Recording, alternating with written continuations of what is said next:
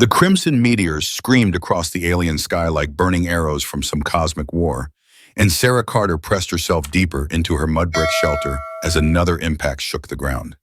The star shower had been raging for 3 days now, turning the already hostile wilderness of Kepler's Ridge into a hellscape of fire and falling stone. She clutched her bone-handled knife tighter, listening to the otherworldly howls echoing from the blue-furred predators that stalked the night. Then came the knocking. 3 deliberate strikes against her reinforced wooden door, barely audible above the meteor storm. Sarah's breath caught. No one from the settlement had spoken to her in 2 seasons. Not since the incident with Governor Walsh's son. Not since they'd branded her a killer and cast her out into the wilderness to die. Another knock, more urgent now. She crept to the door, pressing her ear against the rough timber. "Who's there?" Her voice cracked from disuse. "Sarah." The voice was male, familiar, exhausted. "It's Daniel, please. I need your help." Daniel Brooks. She remembered him from the settlement, a decent man who'd never joined in the whispered accusations, never thrown stones when she'd gathered supplies at the trading post. His wife had been heavy with child when Sarah was exiled.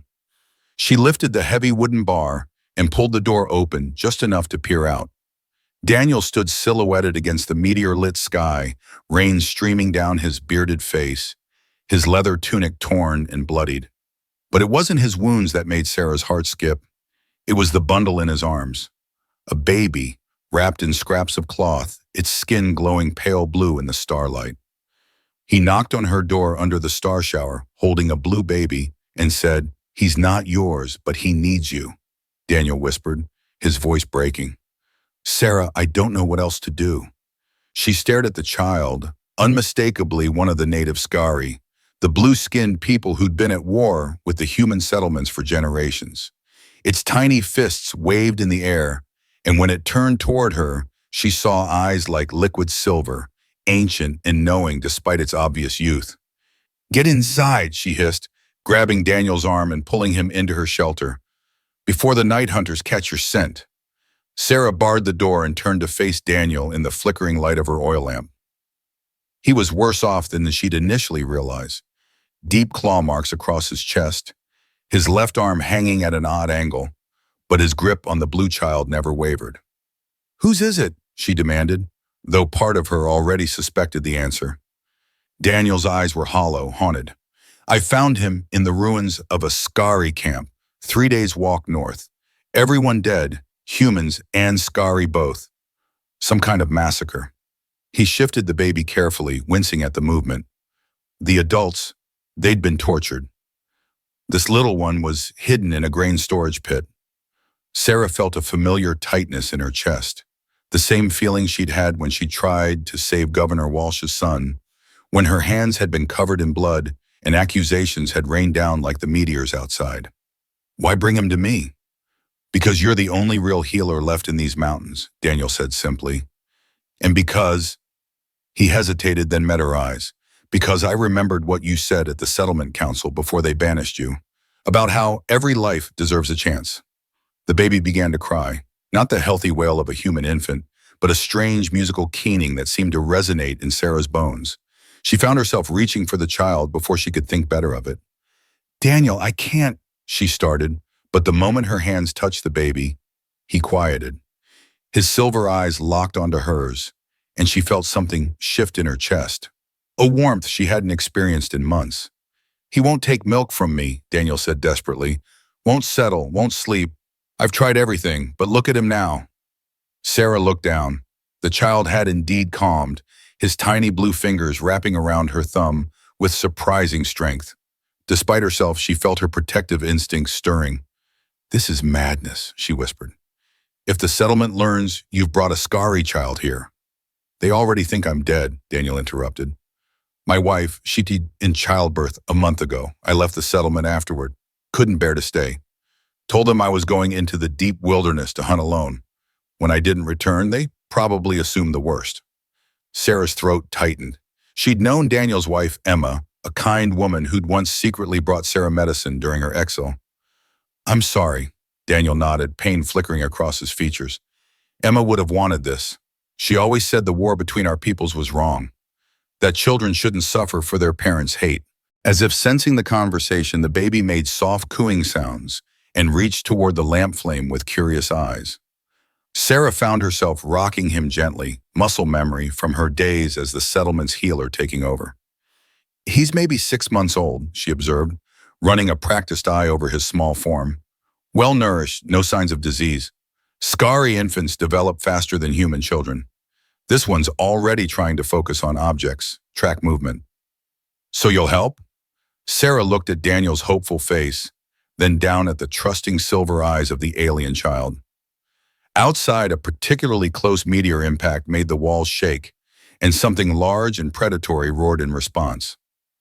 One night, she said finally, until the star shower passes. Then you take him and go. But even as she said it, she knew she was lying to herself. Sarah woke before dawn to find the baby nestled against her side, his blue skin warm and soft. Daniel was slumped in her only chair, exhausted sleep finally claiming him despite his injuries.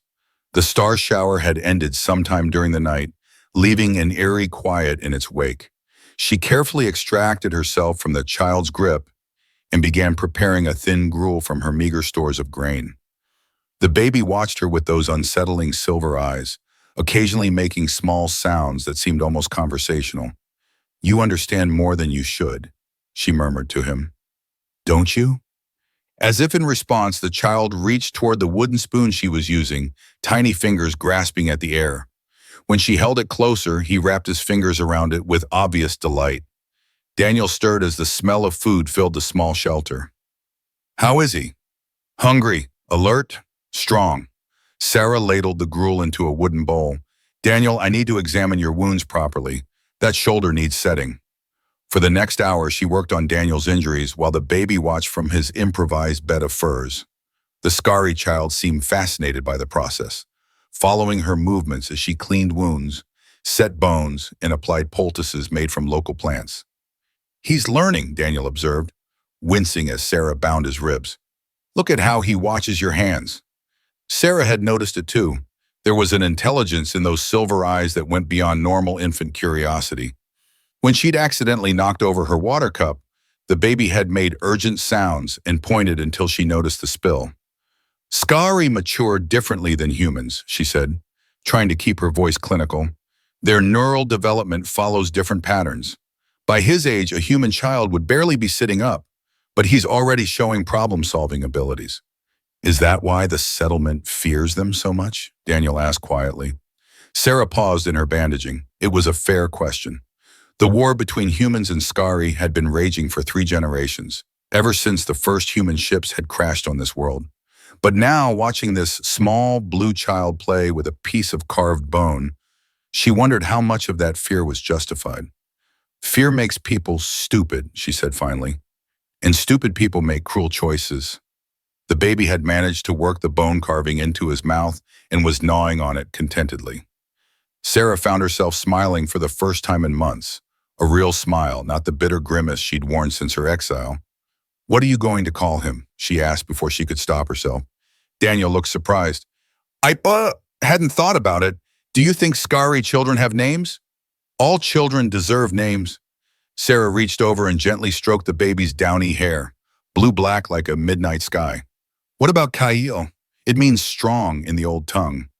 "Kael," Daniel repeated, and the baby turned toward the sound with bright interest. "I think he likes it." Outside, Sarah could hear the normal sounds of morning in the wilderness returning, bird calls, rustling leaves, the distant howl of a hunting pack. The star shower's chaos was over, but she knew her real troubles were just beginning. Because already, she couldn't imagine giving up this strange, silver-eyed child who'd brought light back into her dark world. 2 weeks passed in a strange sort of peace. Daniel's wounds healed under Sarah's careful tending, and little Kael grew stronger each day. The child had developed a routine of sorts, sleeping curled against Sarah's warmth, playing with simple wooden toys Daniel carved, and watching everything with those unnaturally intelligent eyes. Sarah told herself it was temporary, that any day now, Daniel would take the child and disappear back into the wilderness. But each morning brought new developments that made leaving seem less practical. Kael had begun attempting to walk, his blue legs stronger than any human infant's would be at his age. He responded to his name, showed clear preferences for certain foods, and had even begun making sounds that seemed to mimic human speech. It was inevitable that the settlement would notice. Sarah was hanging leather strips to dry outside her shelter when she spotted the dust cloud on the horizon. 3 riders approaching at a steady pace. Her stomach clenched as she recognized the lead horse, a pale mare that belonged to Evelyn Price, the settlement's most fanatical council member. "Daniel," she called urgently, ducking back inside. "We have visitors." Daniel was teaching Kyle to stack wooden blocks, the child's delighted giggles filling the small space. The sound died as both adults went tense. "How many?" Daniel asked, scooping Kael into his arms. 3. Evelyn Price is leading them. Sarah began rapidly packing supplies into a leather satchel. "If they find him here." "They won't." Daniel stood, Kael clutching at his shirt with tiny blue fists. "I'll take him to the cave system in the Red Rocks. You've never seen us." But it was already too late. The sound of hoofbeats was too close, and Kael chose that moment to let out one of his musical cries, a sound no human child could make. The hoofbeats stopped. Sarah closed her eyes, cursing silently. When she opened them again, Daniel was looking at her with grim resignation. "Hide him as best you can," she whispered. "Let me handle this." She stepped outside just as Evelyn Price dismounted, flanked by 2 younger men Sarah recognized as Price's nephews. Evelyn was a thin, sharp-faced woman whose fanatical hatred of the Skaari was legendary even in a settlement built on conflict. "Sarah Carter," Evelyn's voice dripped with false sweetness. "Imagine finding you alive after all this time." "Evelyn," Sarah kept her voice level, positioning herself between the woman and her door. "What brings you so far from the settlement?" "Reports," Evelyn said, taking a step closer. "Disturbing reports, sounds in the night, unnatural sounds." Her pale eyes glittered with malice. "Sounds no human child makes." Sarah forced herself to remain calm. "I don't know what you mean." "Don't you?" Evelyn smiled, a predator's expression. 3 separate hunters have reported strange cries coming from this direction. Musical sounds, alien sounds. She paused dramatically. The sounds of a Skaari youngling. Behind Sarah, she could hear Kael making soft, babbling noises, thankfully muffled by the thick walls. But Evelyn's head tilted, hawk-like at the sound. "That's just," Sarah began. "That's just what exactly?" Evelyn interrupted. She gestured to her nephews, who began moving to flank Sarah's position. "You were cast out for your failure to save human life. Now you're harboring our enemies?" "I'm harboring no one," Sarah said firmly. "I live alone, as the council decreed." But Evelyn was no longer listening. She'd moved close enough to Sarah's window to peer inside, and her face lit up with vicious triumph. "Alone, you say?" Her voice rose to a shout. "Then explain that blue-skinned abomination I can see crawling across your floor." The next few minutes passed in a blur of violence and confusion. Evelyn's nephews moved to restrain Sarah, while Evelyn herself kicked down the door. Daniel emerged from behind a curtain of hanging furs with Kael in his arms, his face set in desperate determination. "Stay back," he warned, drawing his hunting knife. "I won't let you hurt him." One of the nephews, a burly man named Tom Price, laughed harshly. "Put down the blade, Brooks. You're outnumbered and outmatched." "Maybe," Daniel replied, shifting Kael to his left arm while keeping the knife ready. "But I'll take at least one of you with me." The standoff might have continued indefinitely if Kael hadn't chosen that moment to do something completely unexpected. The child began to cry, not as usual musical keening, but sounds that were unmistakably attempts at human words. "Mama, Mama, Sarah." The words were slurred and imperfect, but clearly recognizable. No hurt, Mama." The effect was electric. Even Evelyn Price stepped back, her face going pale with shock. Here was clear evidence that the alien child had not only learned human language, but had formed emotional attachments to his human caregivers. "He's speaking," Tom Price said numbly. "The creature is speaking." "He's not a creature," Sarah said fiercely, breaking free from the grip of the other nephew. "He's a child who knows love and fear and protection, just like any human infant." Evelyn recovered her composure quickly, but Sarah could see the seeds of doubt in the older woman's eyes. "Clever mimicry," she said coldly. Skaari are known for their cunning. Are they known for caring for human sick? Daniel demanded. Because that's what he's been doing, helping Sarah with her medical work, showing compassion to anyone who needs it. Lies designed to— Not lies, said a new voice from behind them. They turned to see Marcus Reed approaching on horseback, his weathered face grim with purpose. I've been tracking this party since you left the settlement. Evelyn, the council didn't authorize this expedition. Evelyn's face flushed with anger. The council is compromised by sentiment and weakness. Someone has to take action to protect our people. By attacking a child? Marcus dismounted and walked over to where Daniel still held Kael protectively. The old councilman's eyes were kind as he looked at the blue-skinned infant. This is the child who helped save my son's life during the medical emergency. You weren't there, Evelyn protested. You didn't see— I was there, Marcus interrupted. I saw everything. This child, Kael, isn't it, worked alongside Sarah to save a human life. He showed compassion, intelligence, and an instinct to help rather than harm. Kael had stopped crying and was studying Marcus with his usual intense curiosity. The old man extended a finger toward the child, who grasped it with tiny blue hands and gurgled contentedly. Look at him, Marcus said quietly. Does this look like an enemy warrior to you? Even Tom Price seemed uncertain now, his aggressive posture relaxing as he watched the gentle interaction between the elderly human and the alien child. We're taking them back to the settlement, Marcus announced with the authority of his position. The full council will hear this matter and decide what action, if any, should be taken. The full council is weak, Evelyn spat. They'll be swayed by emotion rather than logic. Then you'll have a chance to present your evidence, Marcus replied calmly. But until then, these people are under my protection. The journey back to the settlement took most of the day, with Sarah and Daniel riding double on Marcus's spare horse, while Kael sat contentedly in Sarah's lap, babbling occasionally and pointing at interesting sights along the trail. Evelyn and her nephews followed at a distance, their hostility now tempered by uncertainty and the presence of a respected council member. As they approached the settlement's wooden gates, Sarah could see crowds gathering. Word of their arrival had apparently preceded them, and curious faces lined the main street as they rode through town toward the council hall. The trial took place that evening in the settlement's main hall, with Sarah and Daniel sitting on rough wooden benches, while Kael played quietly at their feet. The 7 members of the governing council sat at a long table facing them, their expressions ranging from curiosity to outright hostility. Governor Walsh, father of the boy Sarah had failed to save, leaned forward with tired eyes. The charges brought by Councilwoman Price are serious.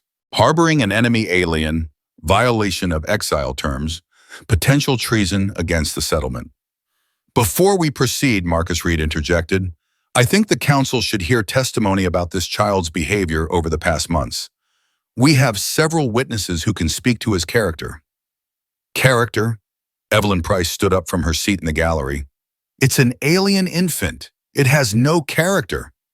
Then let's test that assumption, suggested Councilman Peters, a practical man who ran the settlement's blacksmith shop.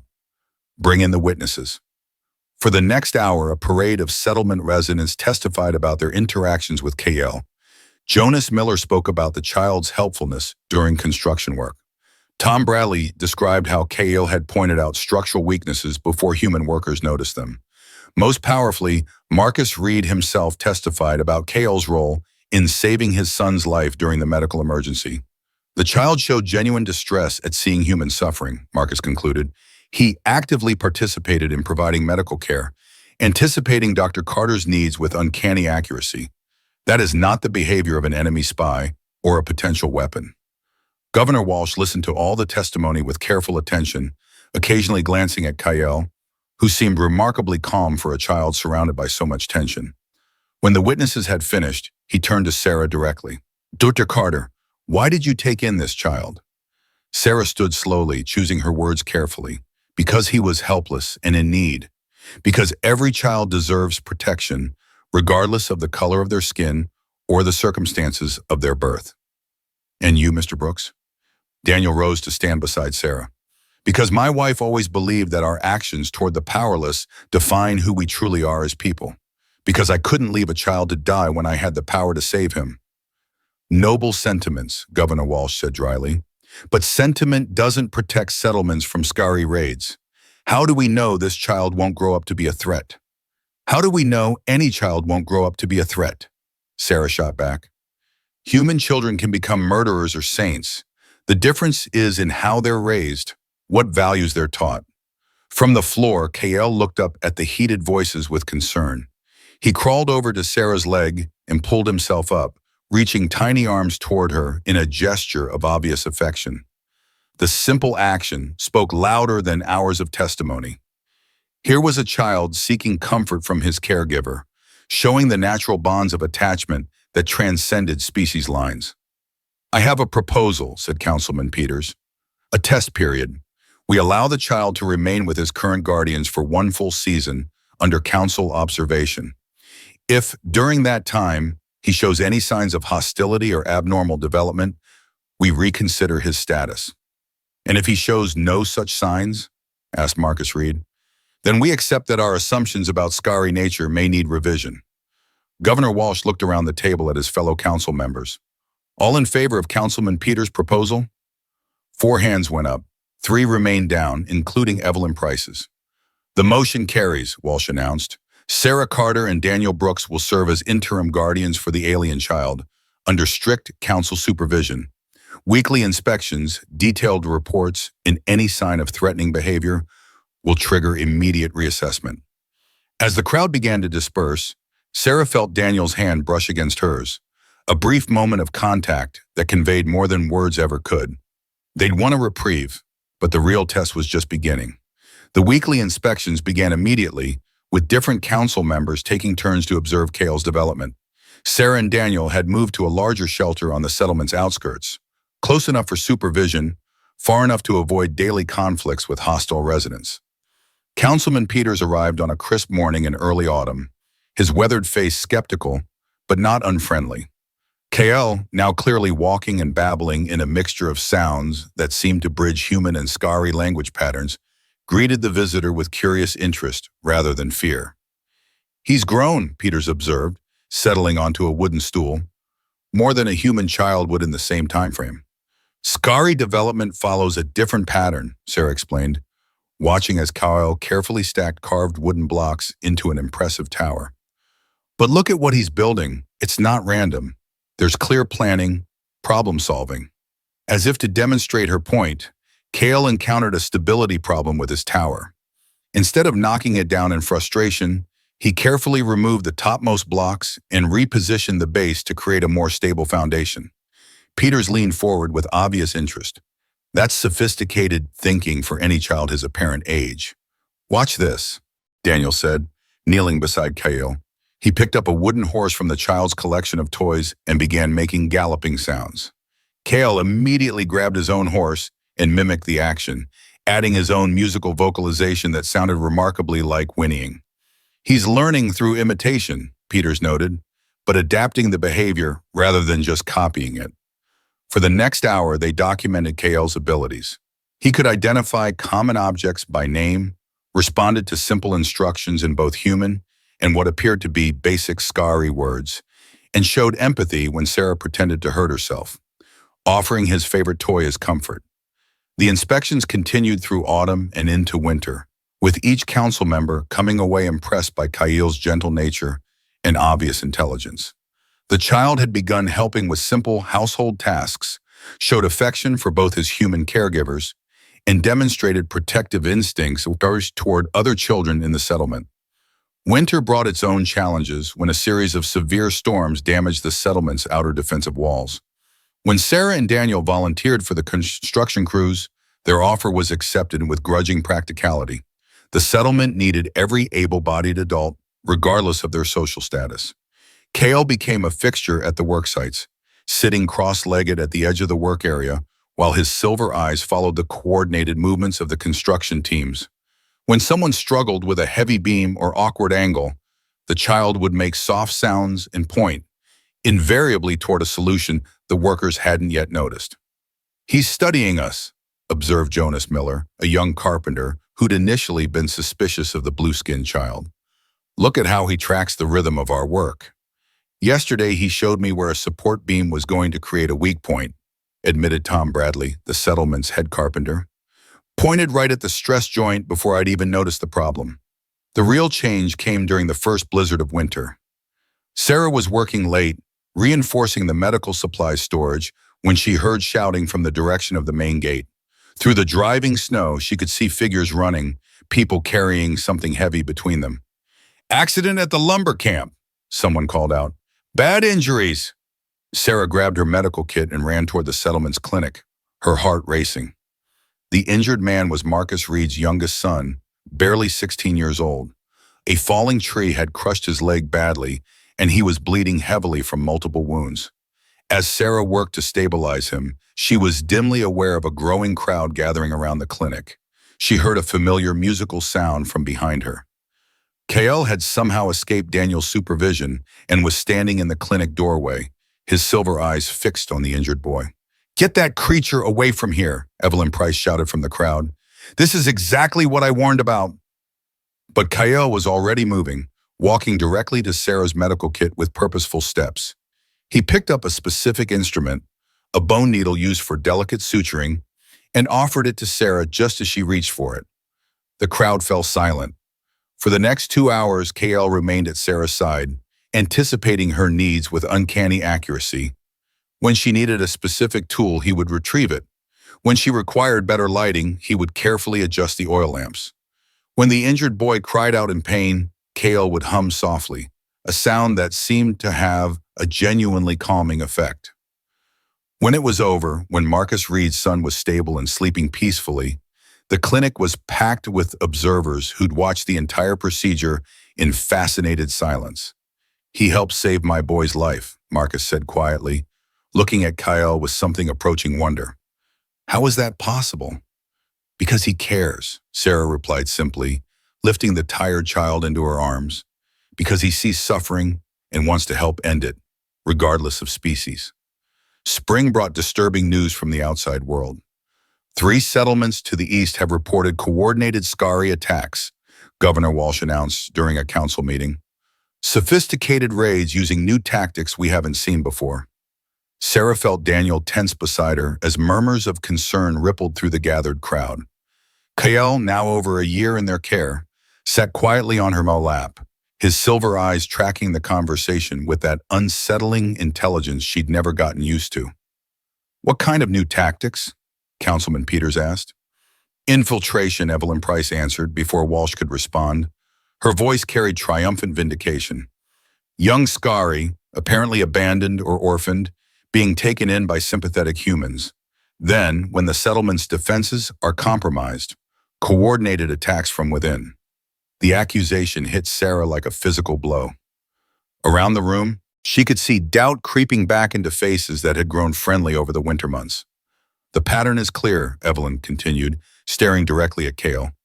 3 settlements, 3 orphaned Skaari children, 3 successful infiltrations resulting in significant human casualties. Governor Walsh held up his hand for silence. "The council will need to consider these developments carefully. Given the changed circumstances, I'm calling for an immediate reassessment of our current arrangement." That night, after Kael had fallen asleep, Sarah and Daniel discussed their dwindling options in hushed whispers. "The test period officially ends in 2 weeks, Daniel observed. "But with these new reports..." "They'll end it early," Sarah finished. "Evelyn has been looking for any excuse to override the council's decision." "So what do we do?" Sarah was quiet for a long moment, watching Kael sleep peacefully between them. The child had grown so much over the past months, not just physically, but emotionally. He laughed at Daniel's silly songs, comforted other children when they cried, helped with simple tasks around their home. The idea that this gentle soul could be part of some elaborate military deception seemed absurd, but she also understood the settlement's fear. They lived on the edge of survival in a hostile world, and the cost of being wrong about a potential threat could be measured in lives. "We proved them wrong," she said finally, "once and for all." "How?" Sarah met Daniel's eyes across their sleeping child. "By doing something no spy would ever do. something that puts Kael at real risk to save human lives. Captain Hayes is organizing a major expedition into the deep wilderness, dangerous territory where they need every experienced person they can get. What if we volunteered? All three of us. Daniel stared at her. That's insane. The council would never. The council would have to say yes, Sarah interrupted. Think about it. If we're willing to risk Kael's life alongside human lives, it proves our loyalty beyond any doubt. And if something goes wrong, if we don't come back, she swallowed hard, then their problem is solved either way. Daniel was quiet for several minutes, considering her words. Finally, he spoke with reluctant admiration. It's completely crazy. Yes, it could get us all killed. Yes, but it might actually work. Sarah nodded. More importantly, it gives Kael a real chance at a real life, not as a suspected enemy under constant surveillance, but as a true member of this community. The autumn hunting expedition departed at dawn 3 days later, a mixed party of 12 adults and one blue-skinned child who drew curious stares from every member of the group. Sarah had gotten her wish. The council had approved their participation with almost suspicious eagerness. Stay close to us, Daniel murmured to Kael as they loaded their packs onto the supply wagon. And remember what we practiced about staying quiet and still when we tell you to. Kael nodded solemnly, his silver eyes bright with excitement at this new adventure. At nearly 15 months in their care, he was walking confidently and beginning to string simple words together in that unique pidgin language he'd developed. The expedition leader was Captain Hayes, a grizzled veteran whose acceptance of Kael seemed purely practical. The boy can carry his own water and basic supplies, he'd announced, and if what I've heard about his eyesight is true, he might actually be useful as a scout. It was true that Kael's vision seemed superior to human normal in many ways. He could spot movement at distances that impressed even experienced hunters, and his hearing was acute enough to detect approaching animals long before anyone else noticed them. The first 2 days of travel passed without incident. They were heading deep into the mountain wilderness, following game trails toward areas where large herbivore herds traditionally gathered for the autumn migration. Kael adapted to wilderness travel with remarkable ease, his blue skin taking on a subtle camouflage effect among the shadows of the forest. Storm coming from the west, he announced on their third morning, pointing toward a horizon that looked perfectly clear to human eyes. You sure, little friend? Asked Jonas Miller, who'd grown fond of the child during the winter construction work. Kael nodded emphatically, then began making rapid gestures and sounds that the adults had learned to recognize as his attempts to communicate complex ideas. He says, "Big storm, fast storm," Sarah translated, having become fluent in Kael's unique language. Coming before sunset. Captain Hayes studied the seemingly clear sky with skeptical eyes, but by noon clouds were building on the western horizon exactly as Kael had predicted. By mid-afternoon the wind was picking up and the temperature was dropping rapidly. How did he know? Asked Tom Bradley, looking at Kael with new respect. Captain Hayes called a halt as the first fat raindrops began to fall. We need shelter. Fast. This is going to be a bad one. They were in an exposed section of mountain trail with little natural protection. The nearest cave system was at least an hour's hike away, and the storm was moving in much faster than that. Kael began tugging on Sarah's sleeve, making urgent sounds and pointing toward what looked like solid rock face to their left.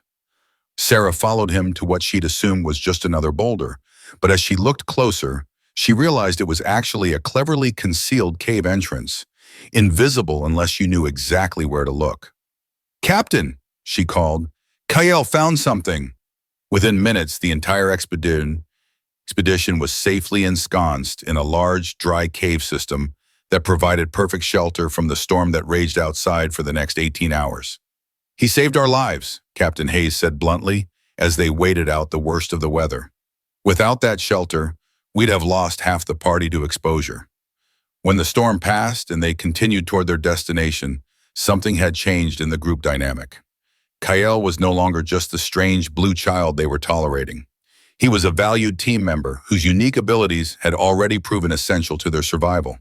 The attack came at dawn on their 5th day, swift and silent as mountain cats. Sarah woke to Kael's urgent whispers and the sound of metal striking metal somewhere at the edge of their camp.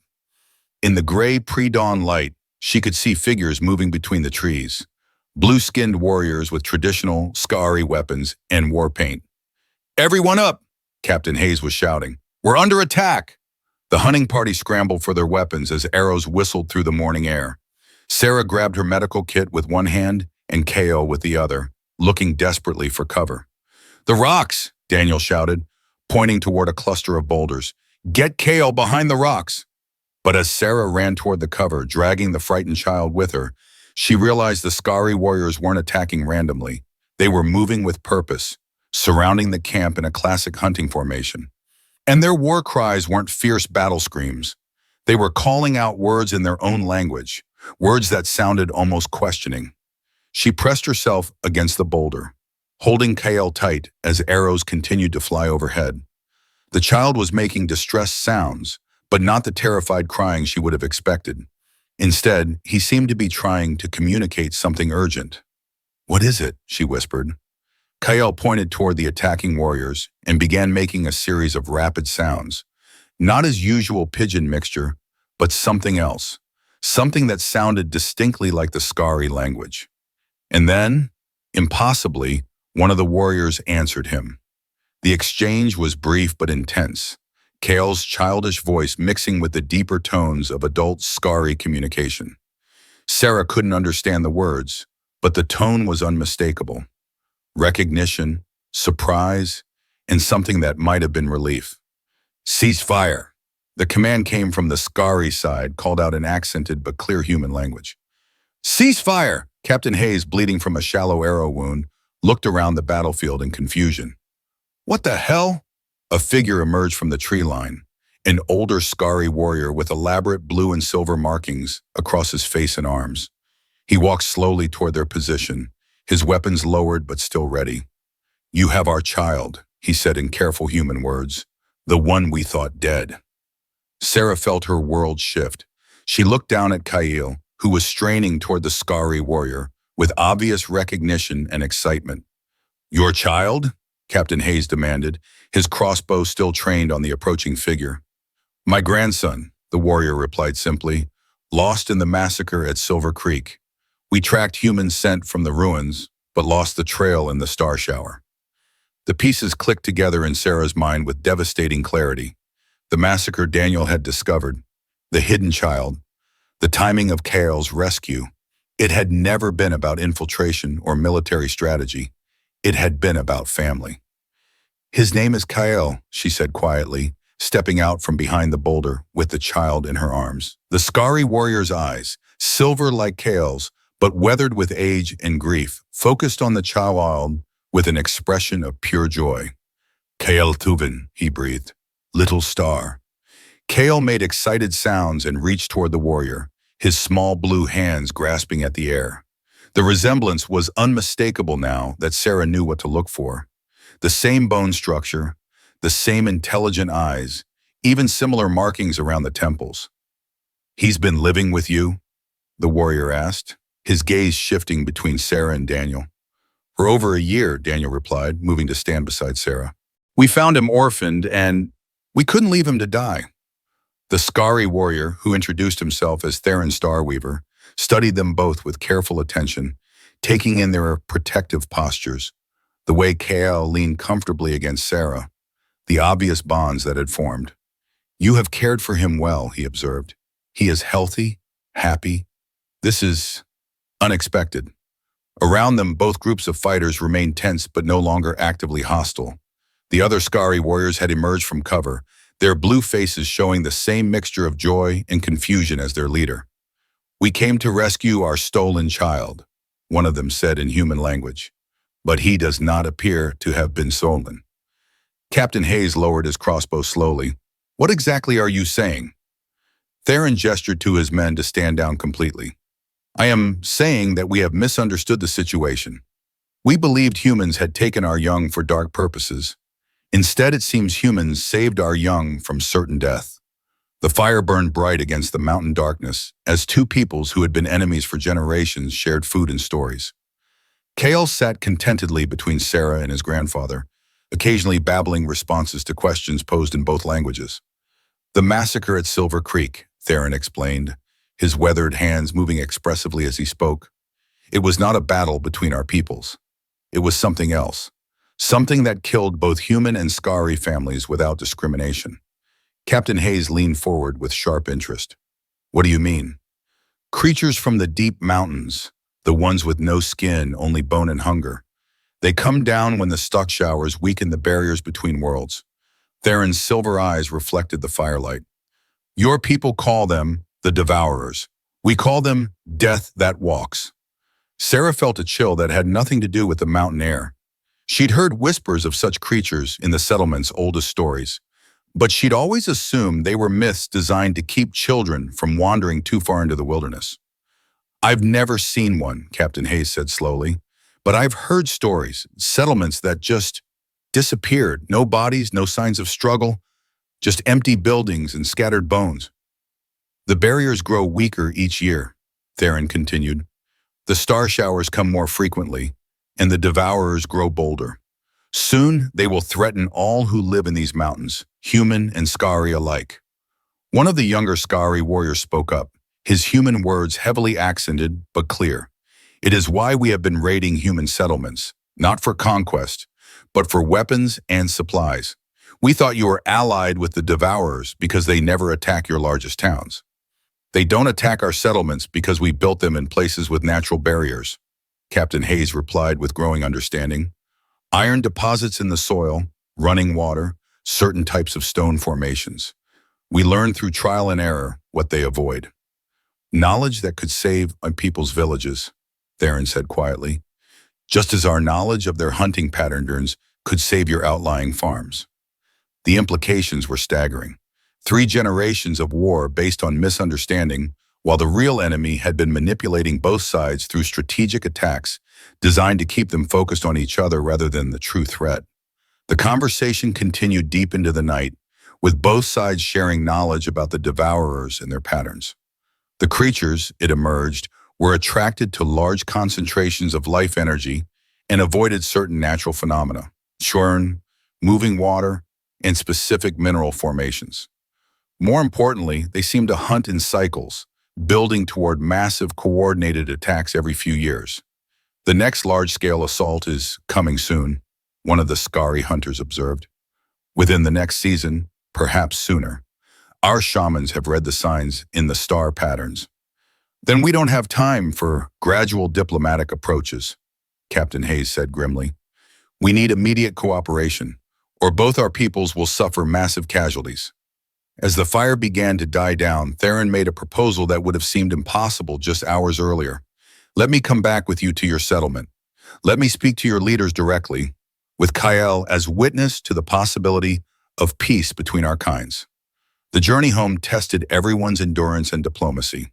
The combined party moved slowly, with Skaari warriors and human hunters learning to coordinate their different traveling styles and combat techniques. Kael served as an informal translator, his unique pidgin language helping bridge communication gaps when formal diplomatic speech broke down. On the second day, they encountered a pack of the blue-furred predators that had been stalking them since dawn. The coordinated response was remarkable. Skaari warriors with their lightweight spears and human hunters with crossbows working together to drive off the threat without a single casualty. We fight well together, observed one of the Skaari warriors afterward. Our strengths complement each other. Your people are fast and quiet, Captain Hayes agreed. Ours are methodical and heavily armed. Together we cover each other's weaknesses. The settlement's watchtowers spotted their approach from 2 miles away, and by the time the expedition reached the main gates, half the population had gathered to witness their return. What they saw defied every expectation. Human hunters walking alongside blue-skinned Skaari warriors, with Captain Hayes and a tall alien elder leading the procession. Sarah held Kael close as they passed through the gates, feeling the weight of hundreds of stares. Some faces showed curiosity, others fear, and more than a few displayed the kind of hatred that could turn violent without warning. Evelyn Price was among the first to push through the crowd, her pale face flushed with outrage. Captain Hayes, what is the meaning of this? Why are you bringing enemy combatants into our settlement? Because, Captain Hayes replied in a voice that carried across the gathered crowd, they're not our enemies. They never were. The murmur that ran through the assemblage was part confusion, part anger, and part something that might have been hope. Governor Walsh appeared at the front of the crowd, his weathered face creased with concern. Captain, I need a full report. Immediately. You'll get one, Hayes replied, but first I want everyone to hear what I'm about to say. He raised his voice to address the entire crowd. This is Theron Starweaver, grandfather to the child you all know as Kael. He comes under my protection as my guest to discuss matters that affect the survival of both our peoples. Lies, Evelyn shouted. This is exactly what I warned about. They're using that creature to infiltrate our defenses. But her words were drowned out by an unexpected voice. Marcus Reed, whose son's life had been saved by Kael's assistance during the medical emergency months earlier. That creature helped save my boy's life, Marcus called out loudly. I've seen him grow up among us for over a year. If he's a weapon, he's the strangest one I've ever encountered. Other voices began to join in. People who'd worked with Kael during the construction projects, children who'd played with him, parents who'd watched him show kindness to their families.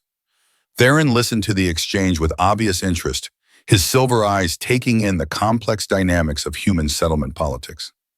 When the initial tumult died down, he stepped forward and spoke in his careful, accented human language. I come not as conqueror or spy, but as grandfather, as one who seeks to prevent tragedy that threatens all who live in these mountains. His words carried a dignity that was impossible to ignore, and gradually the crowd quieted to hear him speak. For 3 generations, our peoples have fought each other while the true enemy grew stronger in the shadows. The devourers, the bone creatures from the deep places, use our conflict to weaken us both. Soon they will come in numbers that neither human nor Skaari can survive alone. Governor Walsh stepped forward, his expression serious. You're talking about the creatures from the old stories. Most people think they're myths. Then most people are wrong, Captain Hayes interjected. I've seen their sign in the deep mountains.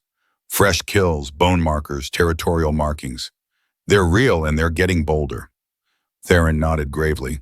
The star showers weaken the barriers that keep them in the deep places. This year the showers have been more frequent, more intense. The barriers may fail entirely before winter ends.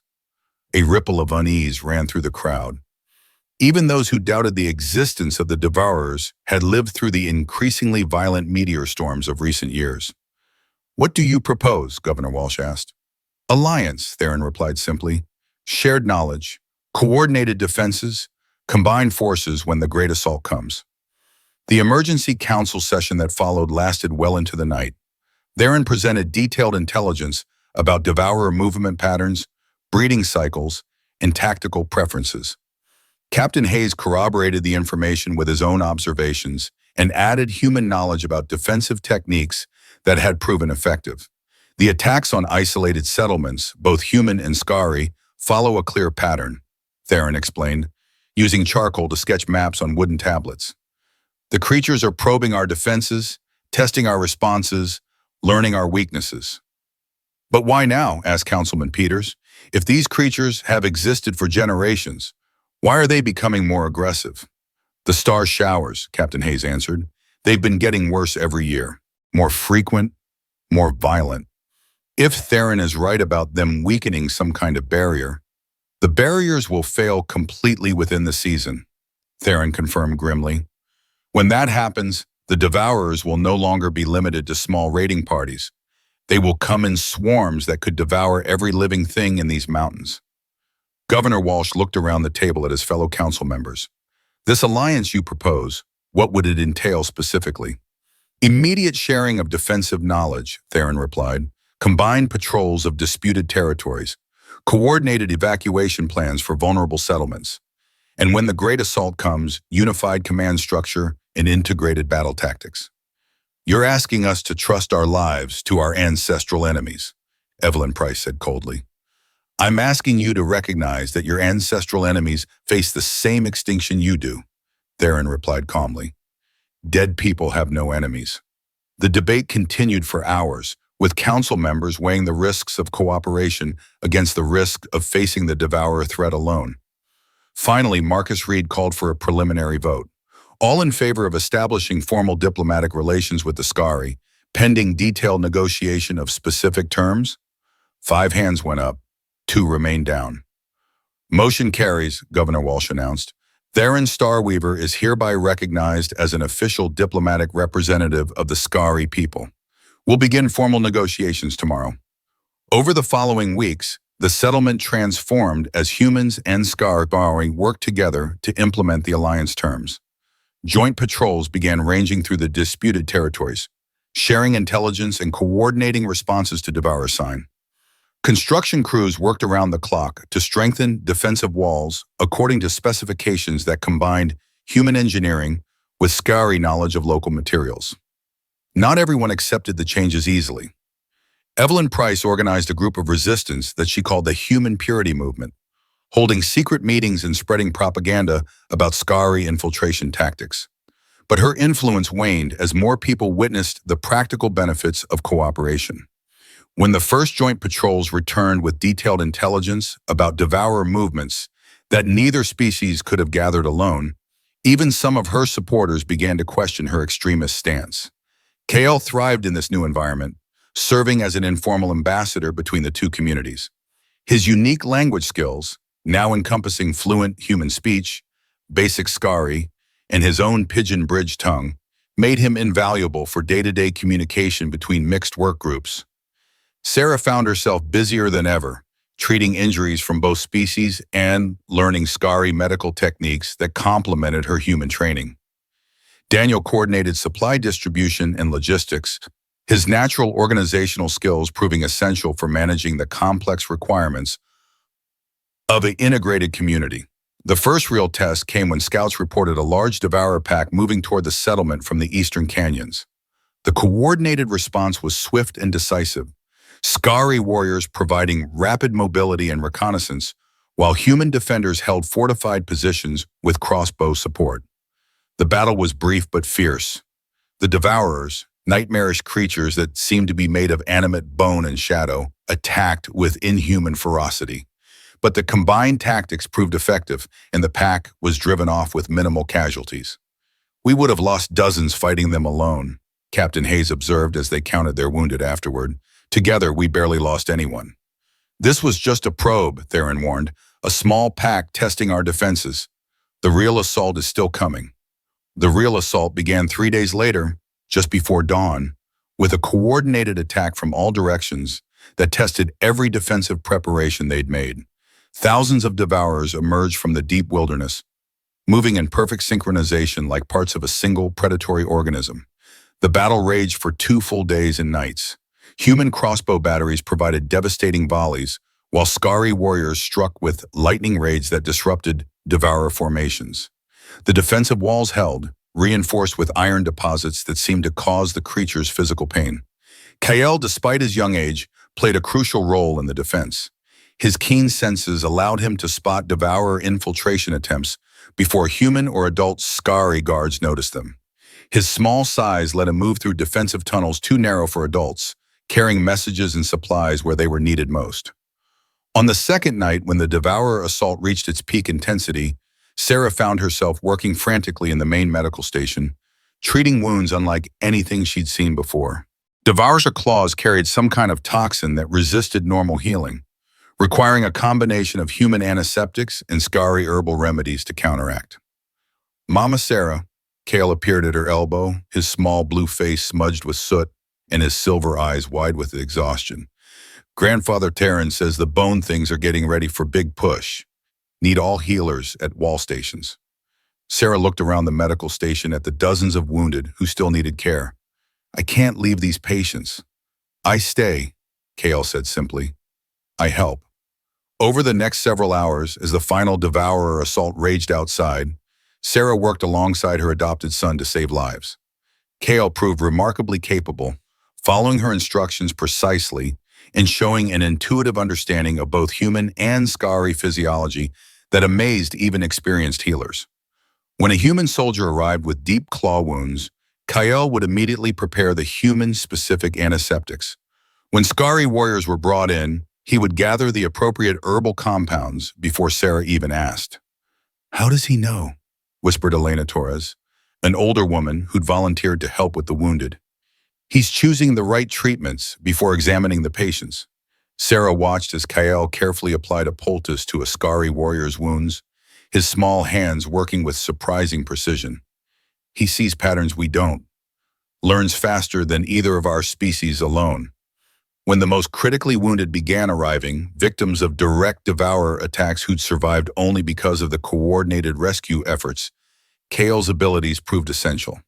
He could identify the specific type of toxin by scent alone, allowing Sarah to begin proper treatment immediately rather than wasting precious time on diagnosis.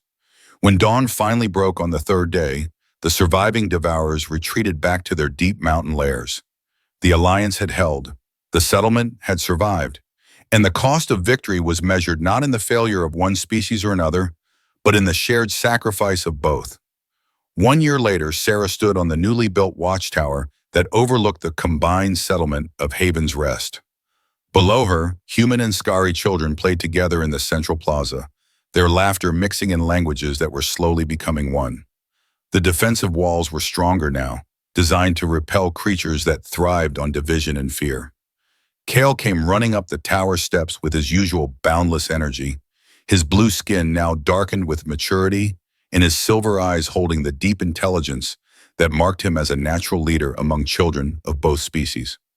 "Mama Sarah, Grandfather Theron says the star shower tonight will be different. Pretty lights instead of scary rocks." Sarah smiled and lifted him up to see over the wall. In the distance, she could see mixed patrols of human and Skaari guards working together to protect their shared community. The barriers between worlds were holding, strengthened by cooperation and maintained by hope. "Like how humans and Skaari used to fight, but now we're all family?" Kael asked. "Exactly like that." Daniel appeared at the top of the stairs, carrying reports from the southern territories where new combined settlements were being established. The alliance model they'd pioneered was spreading, offering hope to isolated communities throughout the mountain region. "Council meeting went well," he reported. 3 more Skaari clans have agreed to the Mutual Defense Pact, and Governor Walsh received word that human settlements as far south as the Great River want to send delegations to learn about our integration techniques. As evening approached, they watched the gentle star shower paint the sky in shades of blue and silver. The barriers between worlds were holding, and somewhere in the mountains, children of 2 species were learning that difference didn't have to mean division. Kael fell asleep between his human parents as the peaceful meteors danced overhead, his breathing soft and regular with the complete trust of a child who felt utterly safe. Around them, the settlement continued its evening routines, guards changing shifts, families sharing meals, children playing games that required no common language beyond laughter. The future stretched ahead of them, uncertain but bright with possibility. Whatever challenges came next, they would face them together. Human and Skaari, family by choice rather than birth, united by the simple truth that survival required cooperation and love conquered fear. The star shower continued overhead, painting their faces in silver light as they shared their quiet evening under the vast alien sky that had become, against all odds, home.